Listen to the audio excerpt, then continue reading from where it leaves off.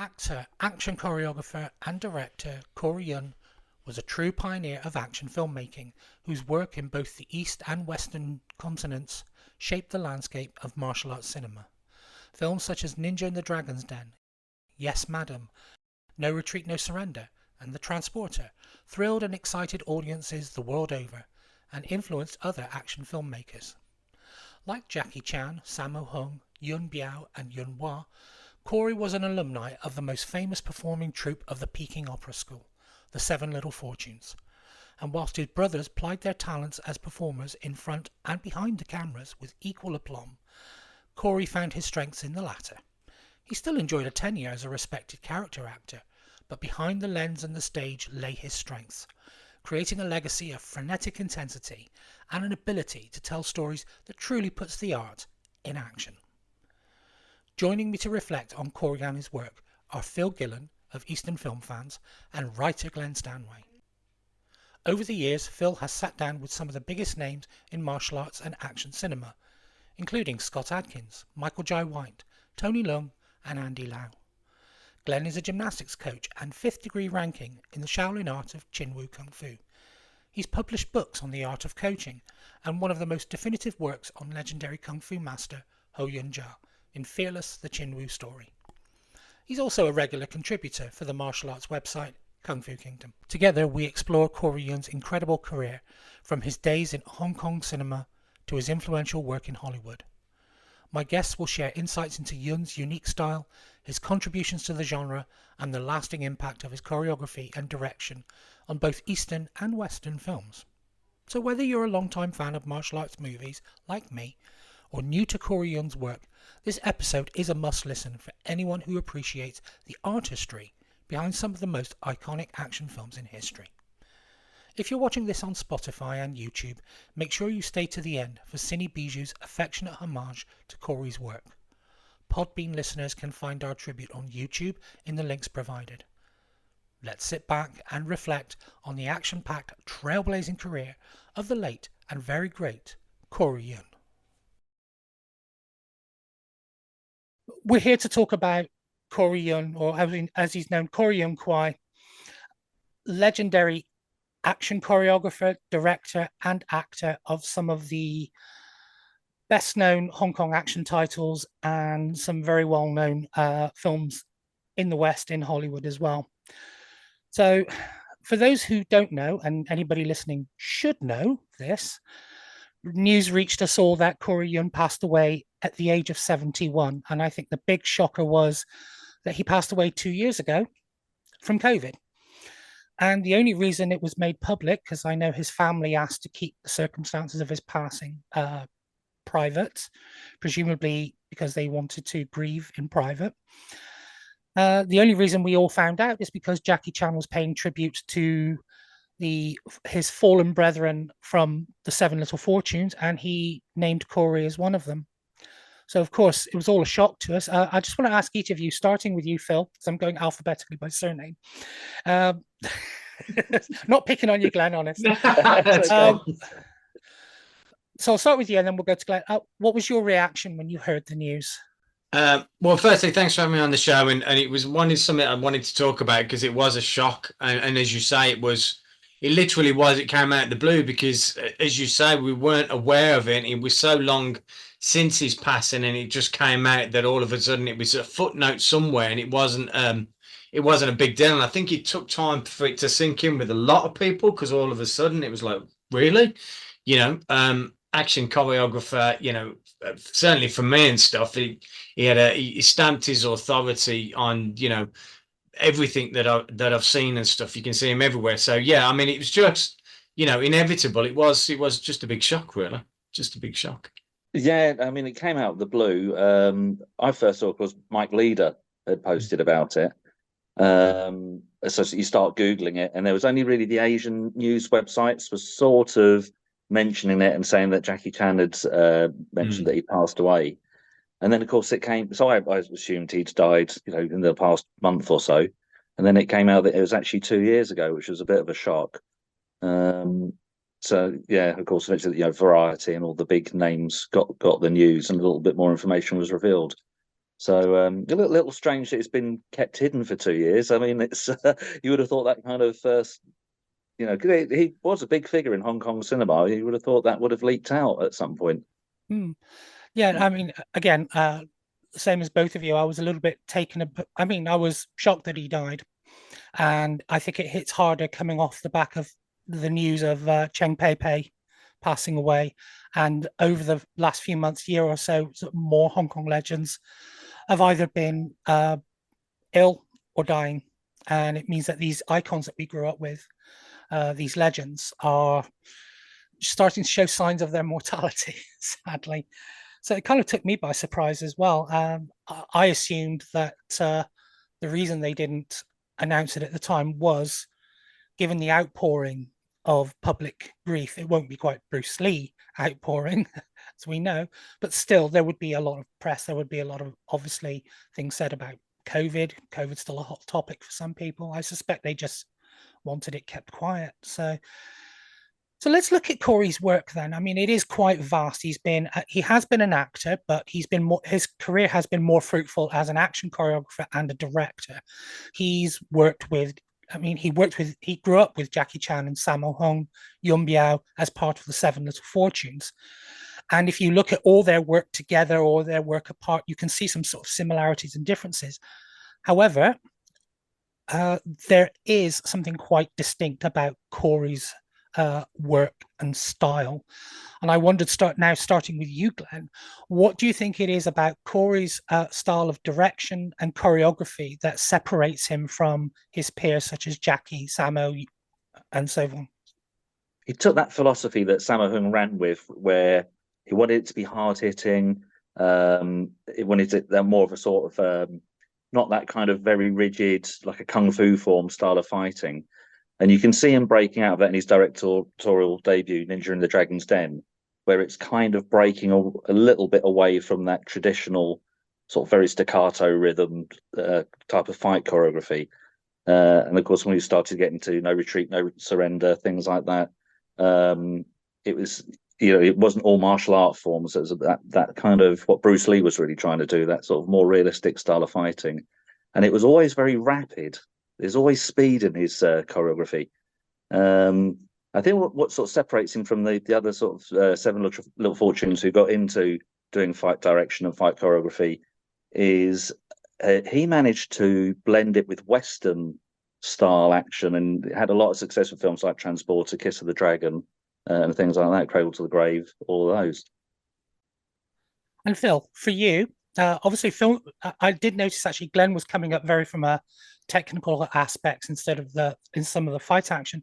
Phil, what for you makes Corey's work as a choreographer and a director so distinctive from others of his ilk?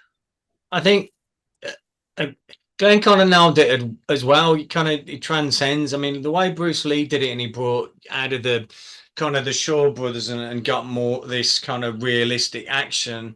Corey did the same thing and kind of elevated to some extent as well, because it was, he did kind of the sort of traditional with Ninja of the Dragon's Den. And then he went to like Yes Madam. And then if you look at Yes Madam, and that's full on, when we've seen it in the screen today and stuff, if you look at them, we'll probably get to his works. But I mean, that for me is one of the, and it still holds up well today when you look at it. Just the action, you watch it, it's full on. They must have spent a couple of months doing that and putting that scene together. It wasn't done overnight. And usually they do these things fast. He would have put that together. It's the way that he puts it together and he's one step ahead. It's the way that he sees things, and from an action point of view, he knows exactly what he wants and he gets it on the screen and stuff. And I don't think there's a film, or not many in his choreography of what he's done from an action point of view, that you don't stand back and go, wow, that's just like, wow, he's got the wow factor. There was something there, but he knew it in his head and he translated to the screen, and that's an art in itself. Oh, I totally agree. I think you've both hit the nail on the head. There's something quite realistic, as Glen has said. There's that meticulous planning, but I think also, whereas I think Jackie and Sammo excelled in a mixture of intense, as you said, Phil, about Corey's work is quite intense, but they tend to sort of drift more into the comedy side of things. They are there to make us laugh. Most of it is lighthearted. I think Corey's work. I recently revisited some of the best moments because I wanted to just get a feel again for it. It's actually kind of dark, isn't it? Some of the fight choreography. There's a little comic element in some of it. Like, for example, in the Transporter, when Frank has the fight in the mansion with the guards, it's kind of funny seeing him trapped between two axes, kicking and blocking two strikes from different angles with one hand. That's quite funny, but it is quite dark and intense because in nearly all his films, the heroes, they're trying to kill them, aren't they, really? And it shows in that. Because they are so hard hitting, but there's this frenetic energy about them. I think we've identified the speed and the intensity. It's frenetic energy. Yeah, I think that just puts your heart in your mouth. And you mentioned Yes, Madam. I totally agree with you. And for the first time last year, we got to see it on the big screen at Fighting Spirit. Glenn, if you were there, honestly, I stepped in for the finale with Michelle Yeoh and Cynthia Rothrock battling Dick Y and all the others. And I just could not take my eyes off the screen, and my heart was pounding.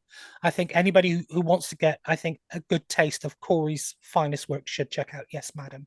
I don't know. Yeah, I mean, quite recently we talked about as well. I mean, they've just released, obviously, Bodyguards from Beijing, which is still one of my favourite Jet Li films. And not because the film is fantastic in any way, shape or form, but the action scenes. I mean, Colin Shew at the end is just like, it's just, as you say, it's everything Corey was about. Hard hitting, it doesn't let up. And that's what they pay the money to see and stuff, because you know what you're going to get from Corey, and that was it. And I love that. I love the fact that I revisited it again and I still had the same thrill and the hair stuff up on the back of my neck when I watched it again, just for the action scene, because it was that good. And that's just the telling of a good director, certainly an action choreographer, that just nails it every time. It's fantastic. Some of the stuff you're touching on, some of the darkness, he had some really brutal moments in sort of in Yes, Madam. There's some good examples on that. She Shoots Straight, there's a couple. Kiss of the Dragon had a couple of grim bits. So he wasn't afraid to shy away from the sort of the dark outcome of hard hitting action and fighting, and Well, I think if you look at Righting Wrongs, or for a while Above the Law, as it was during the VHS era, when Imperial Entertainment released it as Above the Law. I sort of recall the scene between Yuen Biao and one of the assassins played by Peter Sugarfoot Cunningham. Yeah, Peter Cunningham. Also was in when he backs on that table, when he's kicking him and he's just going back like the paralyzed people and stuff, and he's just like kicking him. Fantastic scene. Love that scene. That scene. Absolutely. And it is frenetic and intense because he is trying to kill him. And it does end in quite a brutal fashion, actually. I think the kill in that was just not, if you're used to Jackie Chan, if you're used to a lot of Jackie Chan films, and maybe even some of the Shaw Brothers, you see that and you think, oh my God, this is really gruesome. And I love that. See, this is my favourite kind, and this is why I always warned to him, even before I knew Corey Yuen is out, because I watched the films and stuff, didn't really know the directors. I was more, I want to see Van Damme film, I want to see a Jackie Chan film, I want to see a Sammo Hung film or a Yuen Biao film, and I got to, and there was an evolution. Then all of a sudden it was like, who are directing these? And I watched what directors. Oh, who are doing the fight choreographer for these? Who are doing the stunts for these? It's like an evolution of, as like, well, that was me anyway. That's what I did. I started with the Jackie Chans, the Van Dammes, the Bruce Lees, and then I went to the, Yuen Biao, Sammo Hungs, and Andy Lau's, and then the directors, and then you find out who they are, and then you end up revisiting and go, actually, that's Corey Yuen. He did that. So all of a sudden you're retreading that, and this is really interesting to talk about, and hopefully people will pick up and go, actually, I've not seen that film from Corey Yuen, and go and revisit it and stuff, because as you say, the action scenes, you're going to get a flavour of for everything he does, just that hardcore intensity throughout them. But you love one, you're going to love them all, which is fantastic. Absolutely. Let's just look at his career in retrospect as an actor. Now, in much of his films, really, he's not appeared in them that much. I know he had sort of not a prominent role, but he was a consistent presence in Righting Wrongs and he's put himself as the comic relief in that film more than anything. Why is it that do you feel that Corey's turn as an actor wasn't quite?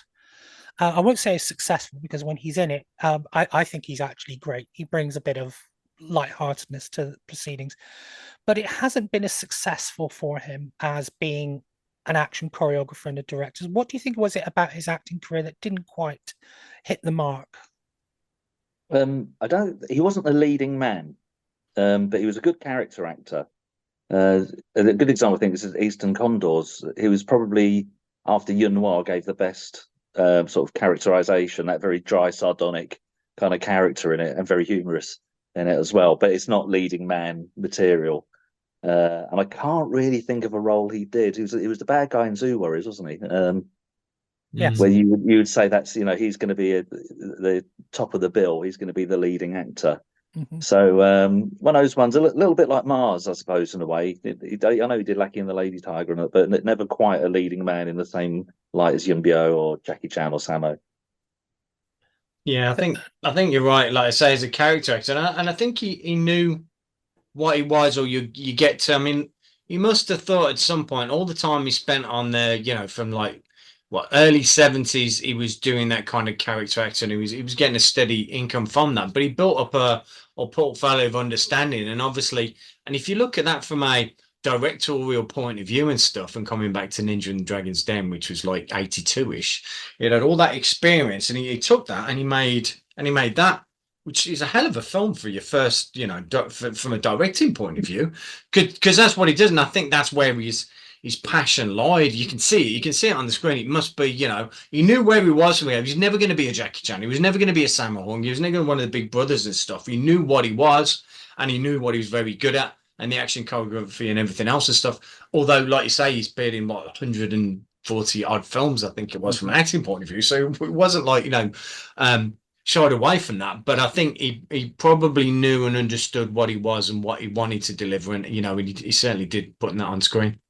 And there's very much an epic big screen feel to his films, certainly in his later ones. A few years back for Kung Fu Kingdom, I reviewed a film called The Assassins, which was about the Three Kingdoms War. Glen, you know this, you know your Chinese history. Very, very famous, very, very famous time, very sort of Machiavellian time in Chinese history. And it starred Chow Yun-fat, but a few years back, John Woo co-wrote and directed Red Cliffs Part 1 and 2, for which Corey did the action, the stunt coordination, the action choreography. So he did it all, basically. And watching that again recently, I felt like Corey looked at, say, Braveheart, looked at The Last Samurai and said, hold my beer, boys. I'll show you how you do an epic historical battle. And the Battle of Chang Kung, I think, is one in particular. I mean, it's just incredible how he had this eye for the epic. He had this eye for the grandiose, and he choreographed so much. There was so much going on in that scene. How he kept track of that and then pulled off this magnificent moment, I don't know. Have either of you seen the Red Cliff films? And if so, I'd love your thoughts on that later stage of his career before we look at his American stuff. And Red Cliff is my favourite John Woo film. Yeah, you nailed it. And I did review it for Kung Fu Kingdom. Yeah, I love The Killer and Better Tomorrow and all those as well. But it's for me, it was like John Woo's filmmaking masterpiece. It was where everything kind of came together. It's a very grown up film, isn't it? If you want to, I'm not saying there's nothing mature about, but it is very much a serious, mature. Because they could be comic book movies almost, some of those old Chow Yun-fat movies. But he still kept to the style. There's still that John Woo style and the the camera movement. But it was the way he did it was so kind of well delivered. So it's because it's a very complex story, the Battle of Red Cliff, but he delivered it in such a way that you could follow it fairly easily. It was very entertaining, so it kept your interest, and the battle scenes were amazing, but as good as anything Hollywood could do.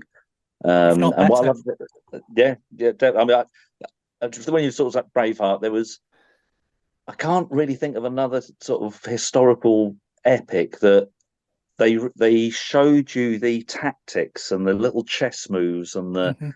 the cunning kind of tricks and tactics they had in their battles. And yeah, I love Redcliffe, Yeah. and I prefer it as Redcliffe 1 and 2 Yes. because I'm a nerd, so so I have to watch 4 hours of it. Not yeah. I think we all are, Glenn, to be honest. I mean, maybe it is. It's one I need to revisit, but I do think, and as you say, and I think this is a really good point, as a grown-up film, and it is, Mhm.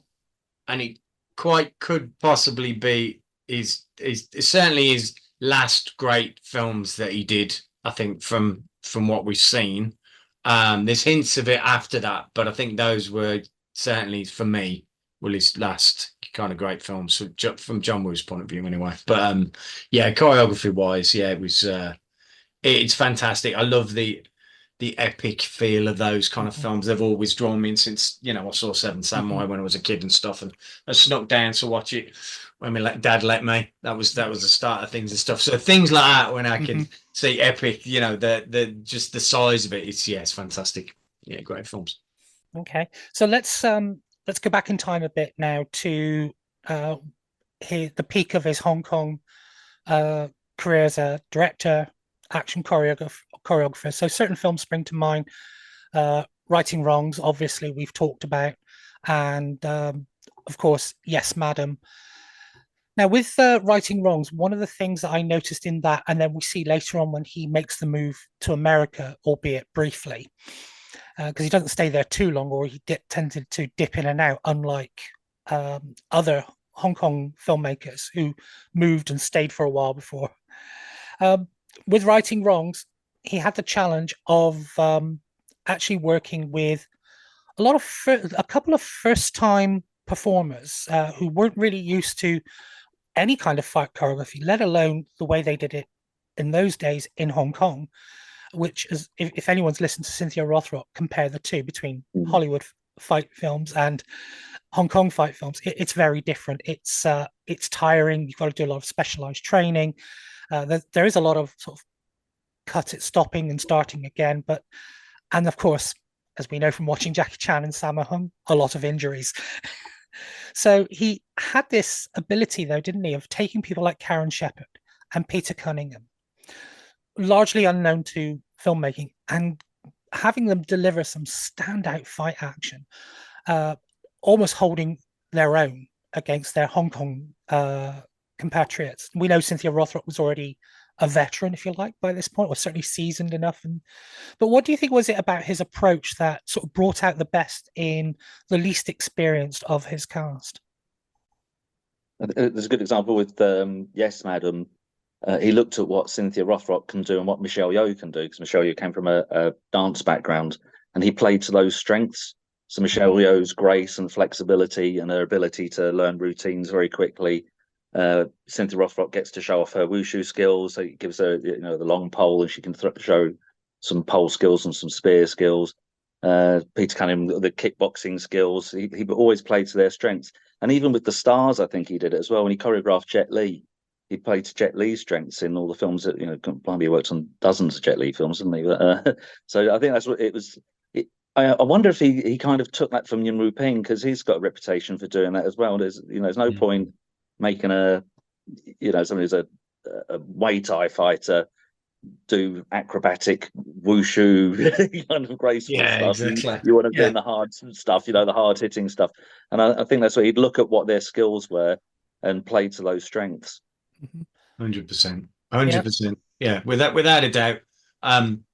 He knew what it was. He also knew what the audience wanted and what he wanted out of it. And we talked about that evolution of that hard hitting fighting style that he wanted. And he's taking traditional Kung Fu and giving it that grounded element into more, modern day. We're not talking about we're into MMA side, but it's that kind of that evolution. He was doing it here. He'd elevated it above the traditional Chinese martial arts into that street fighting. But as you say, everybody that he put in a particular role, he knew their strengths, he played to their strengths, he captured that, he knew what they were capable of, and then he pushed them, they'd have conversations, you know, Cynthia was saying, yeah, I could do this, I could do that, you know, the pole on the wall when she's put legs up and she splits, I could do that. Not a lot of people can do that, but she could. And he knew he played to the strength of those people based upon their martial arts abilities or the abilities they had. So yeah, fantastic. And Real. it shows in the work as well, because and this is the technical martial artist and possibly me and Glen coming out. Just as an aside, do you practice any martial arts, Phil?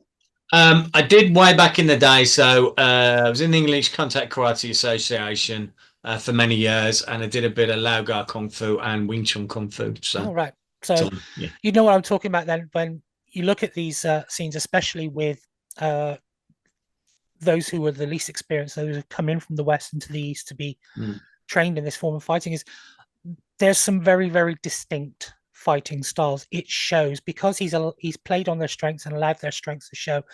Their distinctive style is evident. So you don't just have strikes and blocks and kicks and jumping around consistently. Not that I'm saying anybody else does. You see much of that, but in his, it seems to be, how can I put this? It seems to be more evident, and it seems to be more transparent that there are these unique styles. And I think it just ups the intensity level and gets the adrenaline flowing and piques the interest. People say, oh yeah, I recognize that. That's a shirigari. That's a Maya MP. Yeah. You know, and again, kung fu practitioners will spot equally comparable skills and techniques, which brings me on to, we've talked about his style. We've talked about the look and feel, the energy that comes out. Do you, in watching his films and studying his films over the years, have you been able to, do you think you could identify any particular trademark moments that say there's a Corey Yuen film? I'll give you one example.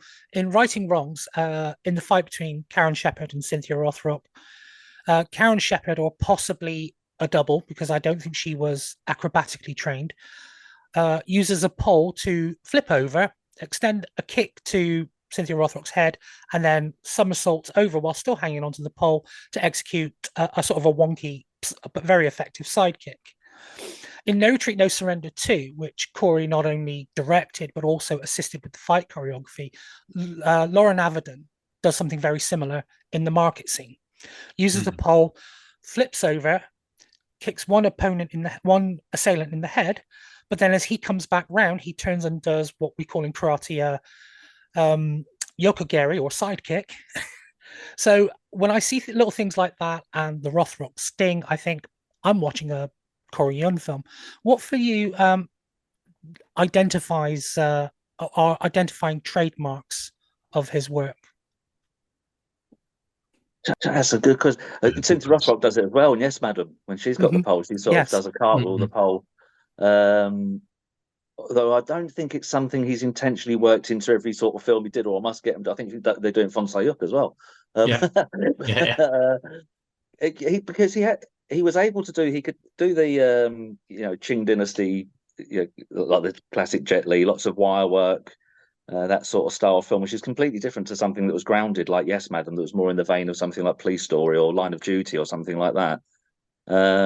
So it's different. I would always say it's the energy, really. But I don't think there's one single thing you can say that's Korean. That's definitely a Korean fight that's been choreographed there. It's an amalgamation of, so what we talked about up to this point is, the phonetic the intensity, the phoneticness of it, the everything. You can tell it's Corey not by certain moves that happen.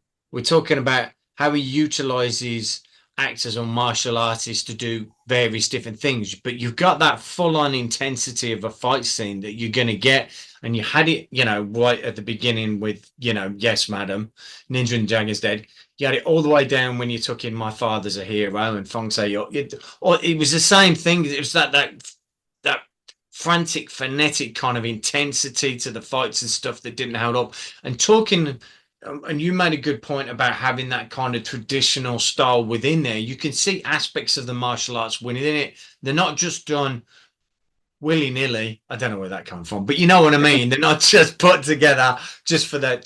They're done because he knows what he wants to do, and he's taken to different styles, and he knows what they can do, and go, yeah, do that.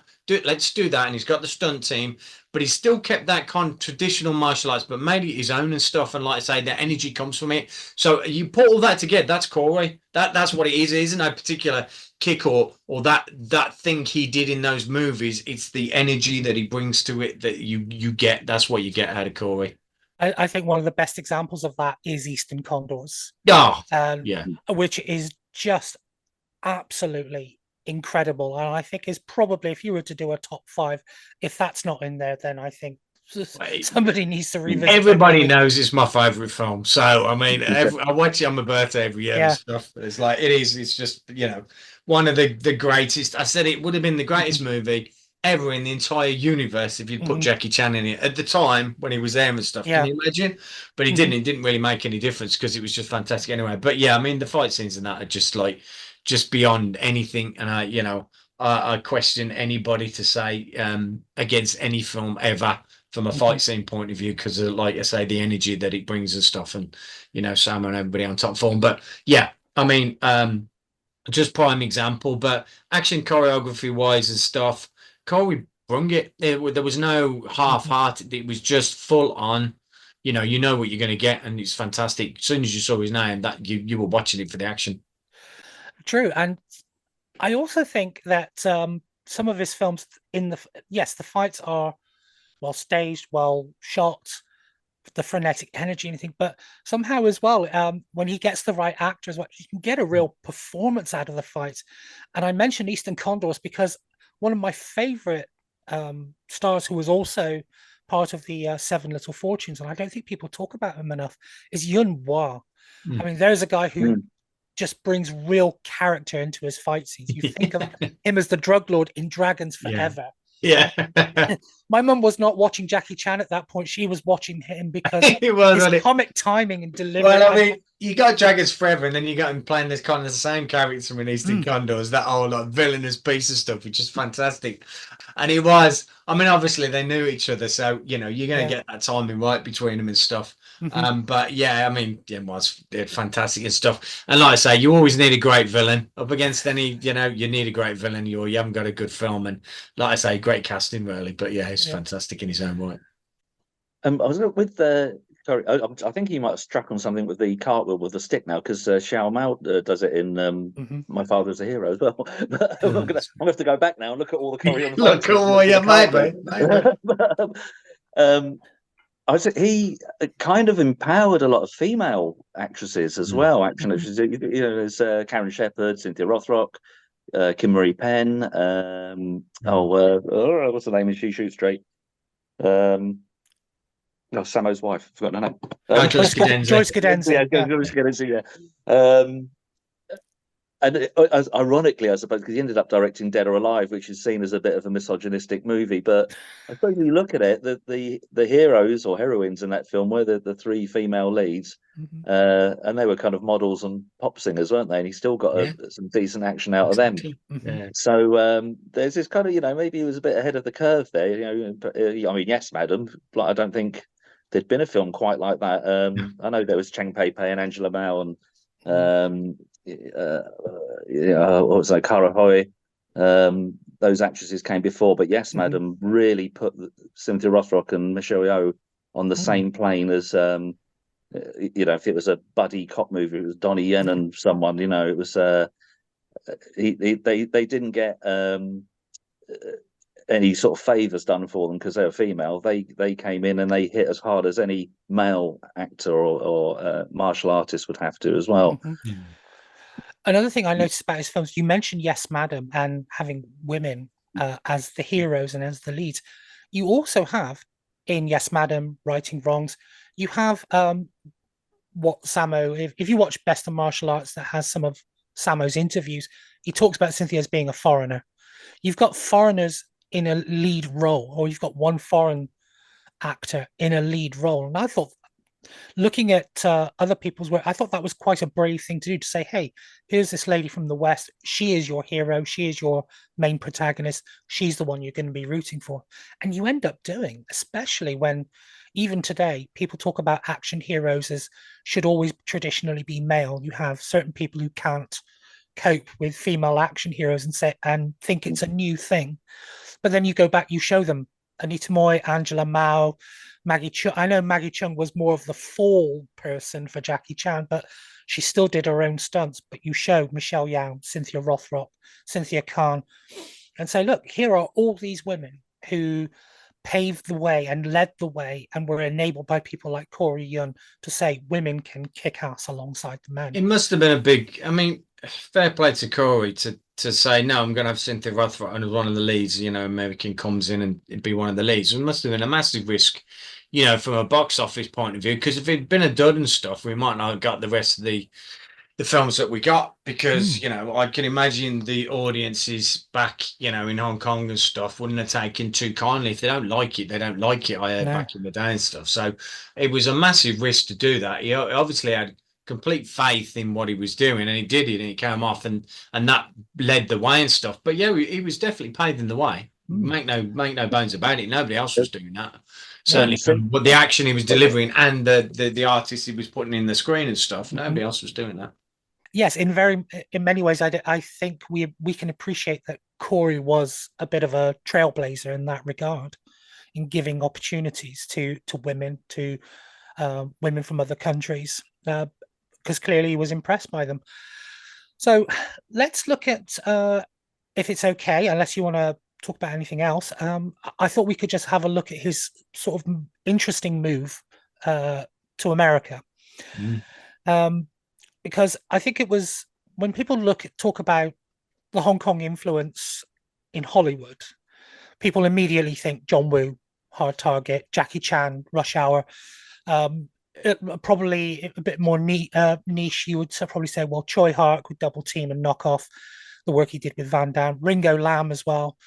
And then you would look at, well, Donnie Yen in the, you know, early 2000s, and then Michelle Yeoh in Bond. But I know Jackie tried to break into Hollywood a couple of times, and whatever people think of the films, I personally think they were perfectly good films. Cannonball Run, Battle Creek Brawl, and The Protector just didn't work for him. That seemed that Western audience was not ready for his style of martial arts. And as we know, American directors or Western directors and stunt coordinators didn't understand what he was about. And so the choreography didn't quite match his style. However, Corey Yuen, along with, I believe it was Si Yun-ung and Roy Horan, who had seasonal films, managed to make that move. And that result of that was no retreat, no surrender, which is a favorite of anyone who was a teenager at that time, or was the younger brother of a teenager who snuck in, who snuck down at night to have a sneak peek. So what was it about that particular move and that particular film that was such a success for Corey? Because I know he didn't do the fight choreography for that film. It was a guy called Daryl Gregory or Daryl Gary. I've not heard the name, but he certainly directed it, and there is a definite feel of Hong Kong transition. But what was it about that move that was made that was might have been so successful?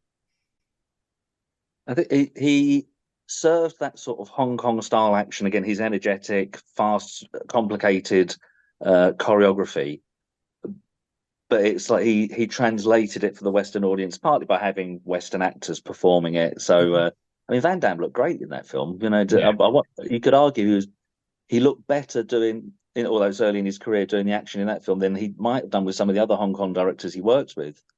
So it was very good, because it was the other way around with the Jackie Chan attempts, or his initial attempts to get into Hollywood, where they took the Hong Kong star but didn't quite bring the Hong Kong action with him. So it was kind of sort of doing it in reverse: bring the Hong Kong action in, but have a Western sort of Western looking star. Phil, your thoughts? Yeah. Look, for me, it was race down the video shop to get No Retreat, No Surrender. Got it on the nights it was released and stuff, and just continually watched it over and over again. Saying to Mum, I've got it. She didn't know what I was talking about, but I was happy as a kid to see it, and I wanted to see it. But look, there's a couple of things here. Karate Kid come out 2 years before that and stuff. The karate phenomenon was on its way. I know, I was in karate class. I was there. Everybody was signing up to it. All of a sudden, karate was the biggest thing. Schools were popping up all over the place. everybody wanted to do karate. So they touched on something that all of a sudden was, exploding across the world. So they nailed that part on anything to do with karate. Then they got some, put Van Damme in that role and stuff that we didn't know about. But all of a sudden, there's this guy, this Russian guy. We didn't know, but he's great and stuff. And they got an American actor like Kurt McKinney who doesn't, martial artist, but they got to make him look good, and they can make him look good because they can make anybody look good and stuff, but obviously clearly can act and stuff. So all of a sudden you put that together, you've got a winning formula. And they churned out lots and lots of these types of movies. This one was special, and the Van Damme influence and stuff, but they just nailed it. Right place, right time.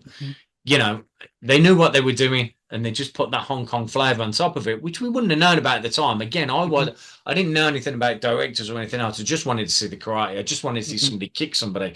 I'd hire any film that had a punch or a kick in just to see a different punch or a kick or whatever it was. We excited to see it. It was a karate phenomenon, and they just, like I say, it was the right place, right time to do that. Yeah, and I think it came along at an interesting time because back then there was this disparity between martial arts films made in Hollywood, and this is not to take anything away from the late Jim Kelly or Chuck Norris. They were all phenomenally talented, charismatic on screen, but the disparity from Hollywood action, martial arts action, and Hong Kong action, we've touched on what those differences are. So to have Western performers pulling off quite successfully all that fast, frenetic, intense, energetic choreography that resulted in a film that is cherished to this day. And I think also Corey Yuen must have thought it was Christmas when he auditioned Van Damme and saw what he could do, because the height he could get with his helicopter spin kicks and his leg span and width, the flexibility. I mean, it was a star in the making, really, wasn't it? No, it was 100%. And look, they did the clever thing, a couple of years later, a year later, right? No Retreat, No Surrender 2 is exactly the same. They just put Matthias Hughes in and had him playing Van Damme because they couldn't get Van Damme. But if they would have done that, but exactly the same. Lauren Abden was a stroke of genius and stuff because it is a karate kid that knows how to kick and stuff. So they must have loved that. Stick Cynthia Rothrock in, and you got a hit. Fantastic. It elevated above even without Van Damme. But yeah, they knew what they were doing with that, and it's fantastic. Holds a 1, 2, and 3. Obviously, Keith Vidali later on and stuff with Lauren. Fantastic films, and they knew what they were doing with those films. Yeah, Glenn, any more thoughts on Corey and seasonal films break into Hollywood with No Retreat, No Surrender? It was when we're of a certain generation where you would go to the video shop and get these films, and there was something different about it when if you got something like Missing in Action or Good Guys Wear Black, all those other films, the sort of Western produced films, there was something different about it. And if you weren't familiar with the sort of Hong Kong style action, that you just sort of like this, there's nothing quite like this. The other films don't look like this. They don't feel like this. I'm going to say something that might be controversial. I think, Glenn, I think you've known me long enough. I can be a bit left field with things. I'm sure you've read some of my stuff and thought, okay, that's different. And Phil, you brought up No Retreat, No Surrender 2. Again, I don't want to take anything away from the first film because it's one I go back. It's iconic. Music is great. And the ending is just what you would expect from a film with all that feel-good factor, if you like. Yeah. But I'm a real big fan of No Retreat, No Surrender 2. I think there is more of the Hong Kong style action in that one. And I think there's a number of reasons for that. There's the work with, he co-choreographed the fights with Chinku Ma, or is probably credited as Hollywood Lamb, who is the informant who fights Matthias Hughes, Ivan the Russian, and ends up being fed to the crocodiles. I think there's definitely more of the Hong Kong style action in that film. I think there's more. He had all the leads in the second film were just physically more capable, because Van Damme was the main one in the first one. So that just gives you that so much more room to work with in terms of choreography. If you've got a group of people that can all do something, that all can contribute to that physical action. With Matthias Hughes' background, I'm not sure about his martial background. It wasn't he discovered at Gold's Gym or something working out, and he got roped Yeah, into films because there's a big click there when they was yeah. Schwarzenegger and Muller and all them. They all come together and stuff. I'm doing this. Do you want to be in a movie? It was a bit like that. You're in costume. You're in a movie with somebody playing a Russian against Stallone or Schwarzenegger, weren't you? So. No, but yeah, as you said, he brought on board a lot of capable fighters, which is probably why he was able to do a lot more of that kind of action. And I mean, from the very beginning, you've got the in-ring fight. First off, Cynthia Rothrock and a Thai boxer, and then you've got Lauren Avedon in the ring as well. And those who hadn't seen Lauren probably thought, I wonder what this guy's going to be like. And you think, oh my God, he's jumping all over the place. And then you've got fight in his apartment, the market stall fight, which I think is incredible. One of the best scenes I think in the film, second to the finale, is the fight with the monks, the Buddhist monks, who aren't monks as it turns out. There's some incredible stunts and gymnastic movements that are signatures of Hong Kong action. It's really quite incredible. So in terms of his move, then he's pulled off two really good films, but he tended to keep he went back to Hong Kong soon after, presumably because his American work didn't really then go much further until we got to the early 2000s.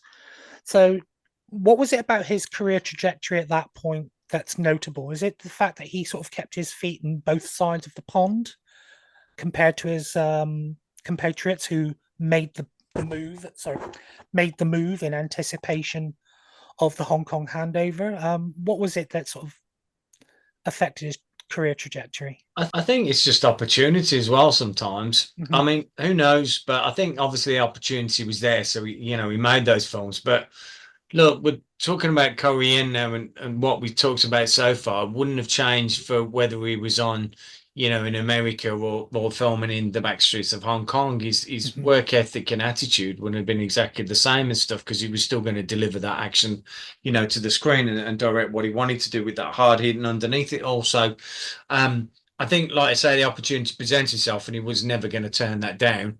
And yeah, he delivered on both counts, and like you say, he delivered a far superior film with No Retreat, No Surrender 2, and then came back to Hong Kong, and he did a lot of Dragons Forever. I mean, let's face it. I mean, he's fantastic. Isn't he? I mean, you got Jackie Chan, and I mean, it's just one of the greatest films ever. Again, we're talking about. He comes back and does that. I mean, it's pretty phenomenal.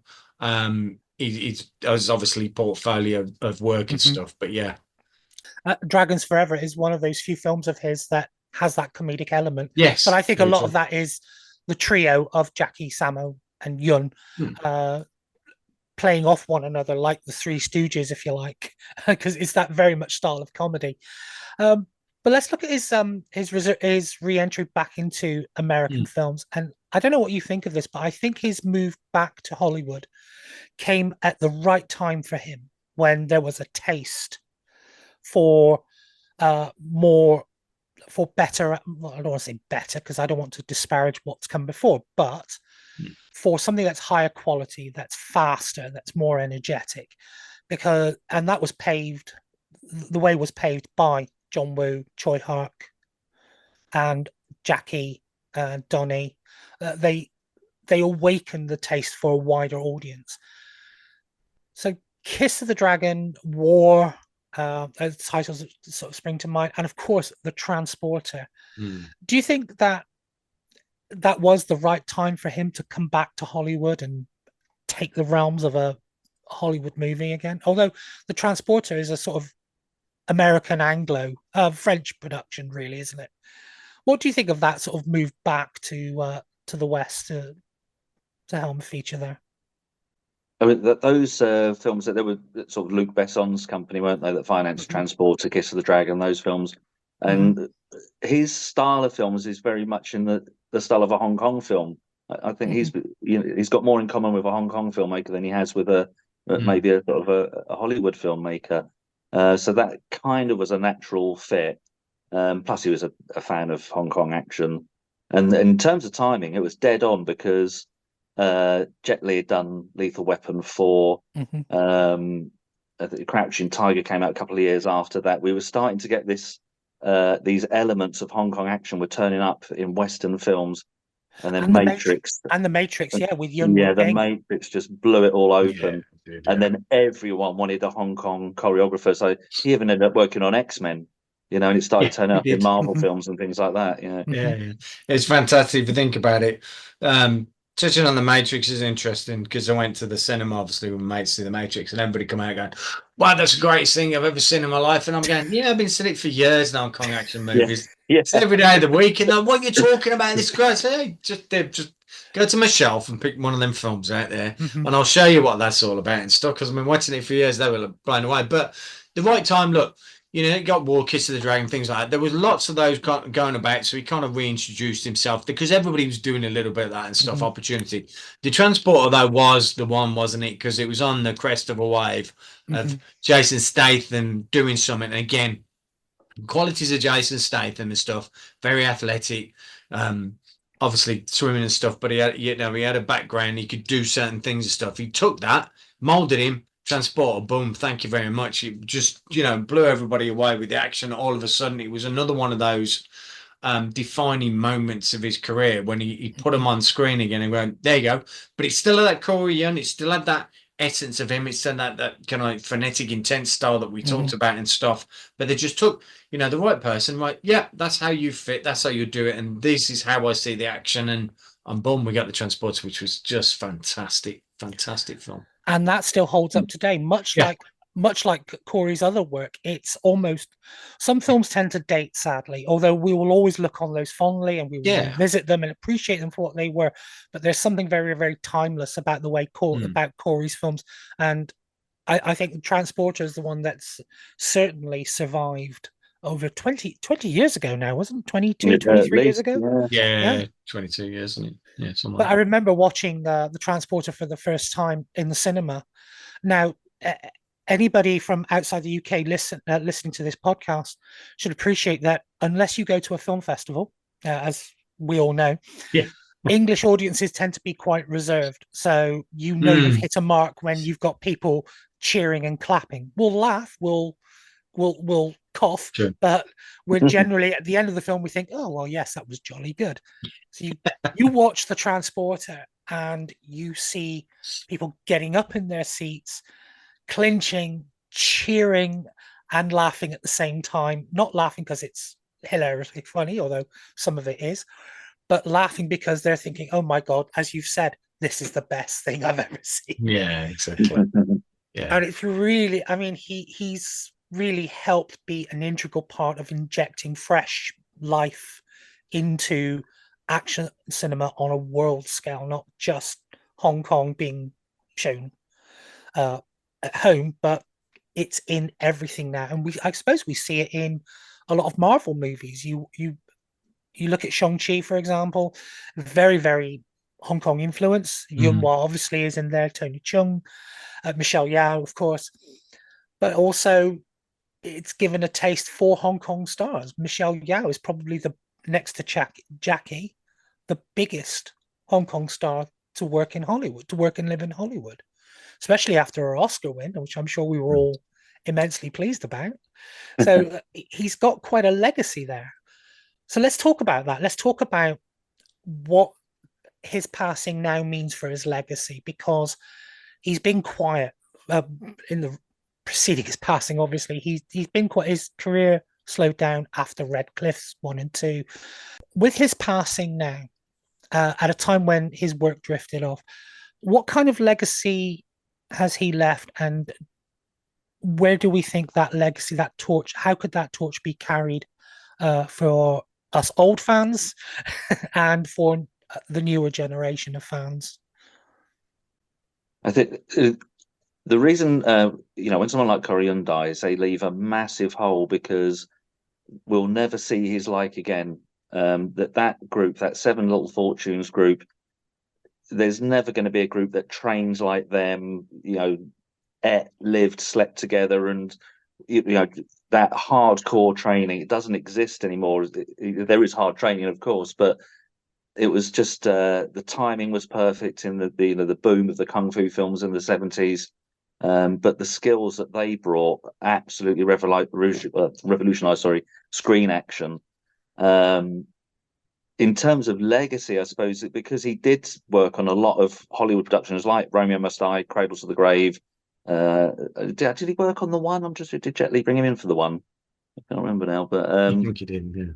Yeah, but it kind of drip fed a wider Western audience or non-Asian audience to that type of action. So now they can accept that kind of action when they watch a Marvel film or you watch the Star Wars films. Now there's so much Chinese martial arts in lightsaber choreography and all the stuff they're doing in Star Wars.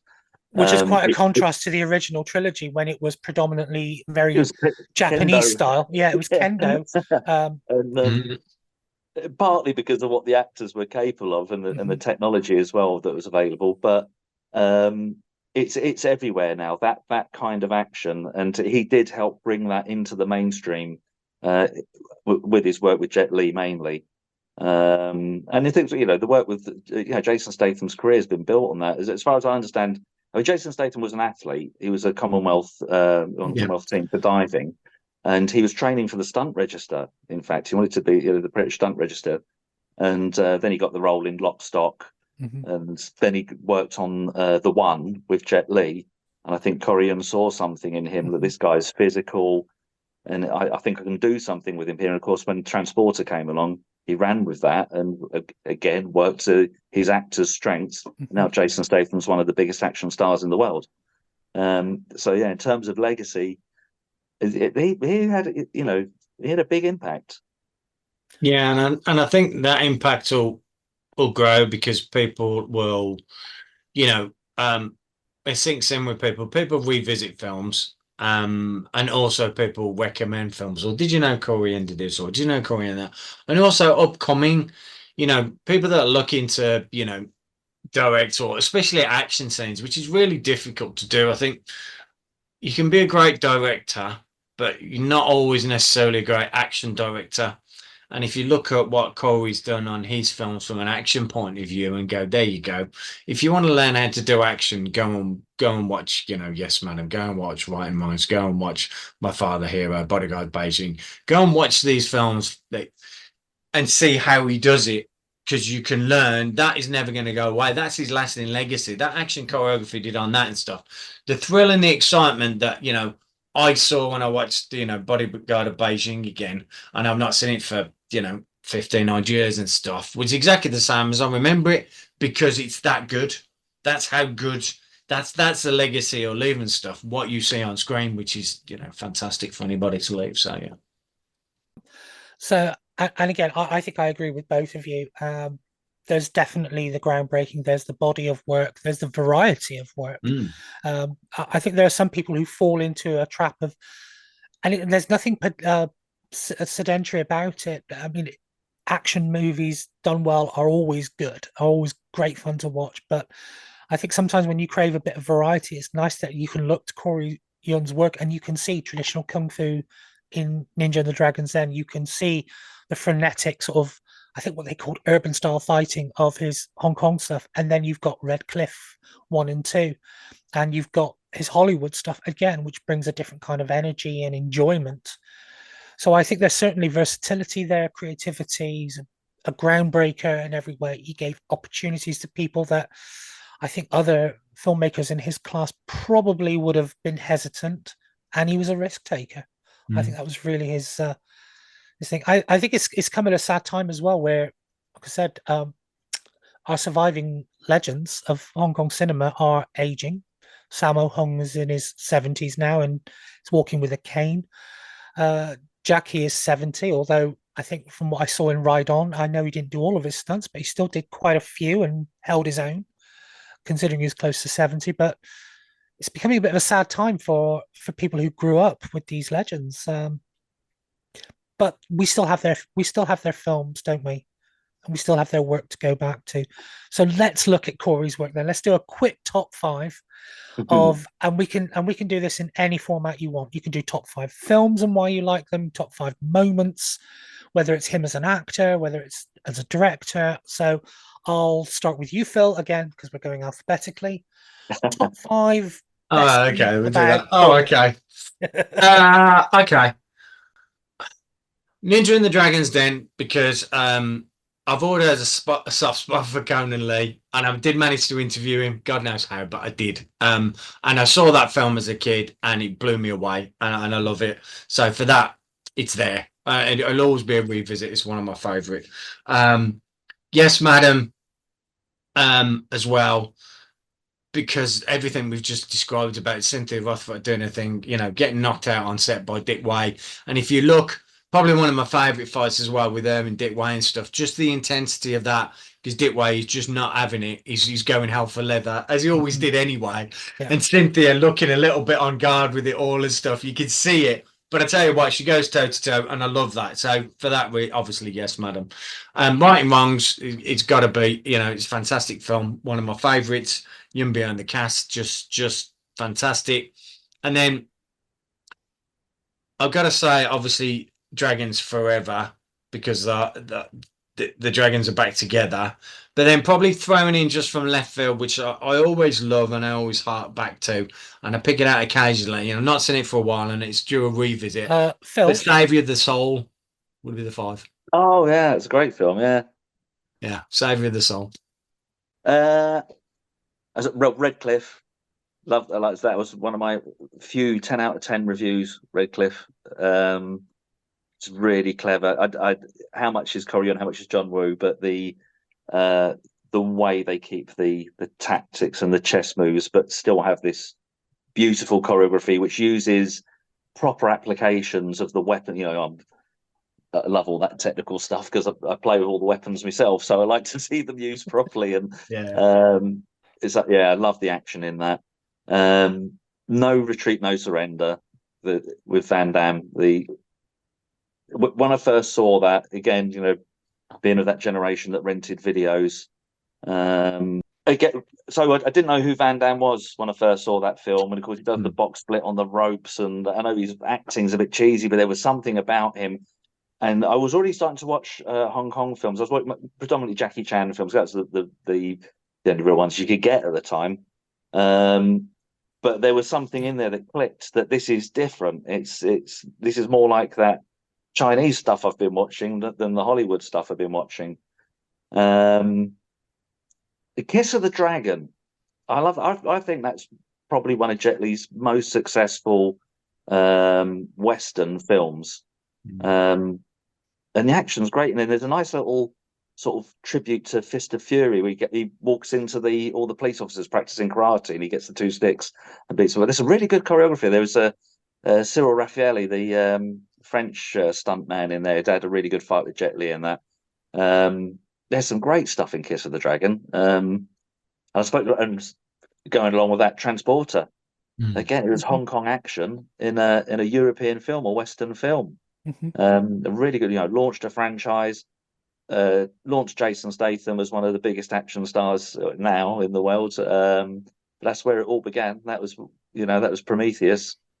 I don't know, how many is that I've done? About 20. Glen, I think you just go through there's so many. There are so many.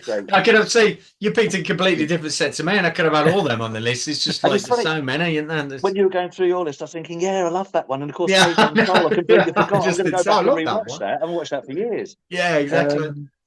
She Shoots Straight. That came out on Blu-ray last year, I think, or a couple of years ago. It did. So brilliant to revisit that. There was I know it came at the end of that kind of girls with guns and sort of cops and gangsters era of the sort of 80s and 90s, but it stands up. It's as good as any of the ones that came before it. And there's some really great fight scenes in that, especially the end fight. That's fantastic, and another sort of example of his kind of empowering women action stars as well. Yes, Madam is one I'll always that I mean, the end fight in Yes, Madam is just all of it just holds up today. You can put that against any action film that's come out in the last 20 years, and it will hold itself up. So I think for me, again, some of this might seem a bit left wing, but Zoo Warriors. I absolutely love that film. Again, it's quite creepy in places. I think when you watch that as a youngster, it's scary. But I love the fact that Choi Hark looked at Hollywood films and said, "I can do that, and I can do it here." And the fights, the stunts, the wire work, the mix of comedy and scares, I think just enthralled me the first time I saw that film. And I had to know who was behind that. Obviously, by then I was getting into the Hong Kong scene. I thought, I know this. But no, I really love Zoo Warriors. Yes, madam. I totally agree with you guys. I think it is the yardstick by which to set any action film. Well, maybe not the, but certainly it is right at the top of quality, intense, entertaining action, and in terms of its groundbreaking elements as well.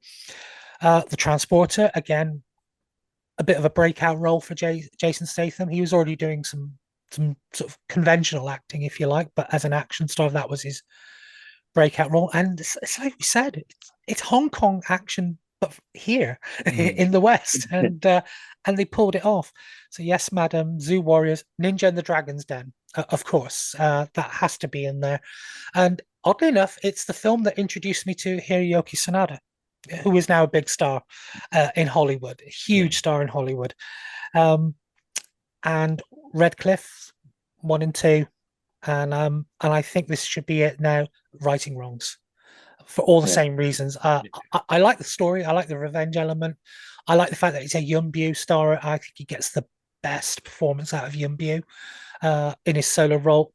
Plays off nicely against Cynthia Rothrock, who again plays through all her strengths, but isn't afraid to play second fiddle to let Yuen do his thing. And there's some terrific stunts and some great fight scenes. I watch all of those again, and I never get tired of them. I think again, those are films that are quite timeless in their way. So, but sadly, he's left us, but he has left an amazing body of work that we can enjoy time and time again. Any final thoughts about Corey and his work that you want to close on? We'll start with Glen this time. What's been great, because there's been a lot of his stuff has been the subject of the latest Blu-ray releases, or certainly the last couple of years. So, and it was funny because we had no idea he'd passed away. I was to do a little bit of research, a bit of trivia. And I did think it was odd that he wasn't really working, but I was thinking, well, I suppose he must be in his 60s now. He's probably winding down a little bit. But in terms of, again, the legacy, it's just wonderful. You come back and watch these films and think, blimey, I haven't seen this since the days of VHS. Because some of it, of course, has been like Righting Wrongs was quite a tricky one to get hold of in the West on DVD, or Puff the Law on VHS.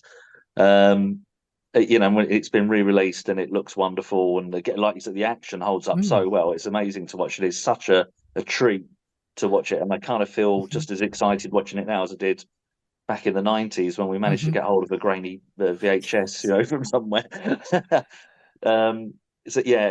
Amazing legacy, and it's still fun and enjoyable watching his stuff. I just Ninja of the Dragon's Den as well. That was the fight on the stilts, wasn't it? As well, wasn't that one? It was. Yes. Brilliant. Absolutely brilliant. And that was again his first film as a director. I'm particularly, I have a fond memory of that because the first time I saw that was on TV in the hotel. The first time I went to Malaysia to train. Wow. So I was like, oh wow, look, there's a kung fu film on the telly, and sat and watched that. Yeah, the stilt fight. I'll always remember that. That's brilliant. Like I say, it is really sad and stuff, but like I say, and I think adding to what Glenn said, it just gives it opportunity now that because of the availability, some of the titles that we can see and stuff, and we can catch up on his work, or hopefully people will see this and we'll mention films that maybe they've not seen that they visit and stuff. That means his legacy lives on and through the screen, and and like I say, hopefully other people will pick that up, and whether it's just they enjoy it because they love great action films, or they want to look at it because they're looking at a career as a producer, director, action director, or whatever it is and stuff. But again, there's got a plethora of work out there that they should grab and look at and take in. And yeah, it'll be sorely missed. But I'm gonna have a damn good time revisiting some of those films that I talked about. I certainly will. And that's what it's all about. He entertained us, and he will keep doing that.